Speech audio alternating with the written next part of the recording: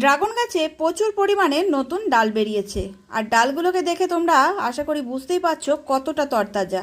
তবে ডালগুলোকে দেখে তোমরা হয়তো ভাবছো গাছে বেশ ভালোই জল দেওয়া হয়, না হলে এত তরতাজা গাছের ডাল হলো কি করে।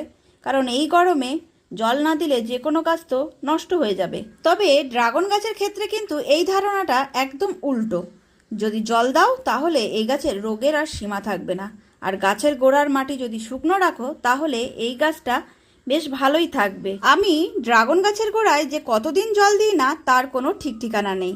আর ড্রাগন গাছের ডালে সপ্তাহে 2-3 দিন রাতের বেলায় স্প্রে মেশিন দিয়ে প্লেন জল স্প্রে করে থাকি। আর গাছের গোড়ায় তো খাবার একদমই দিই না। তবে কিন্তু এটা শুধুমাত্র এই হাই টেম্পারেচার পড়ার কারণেই এই এক্সট্রা কেয়ারটা নিতে হচ্ছে।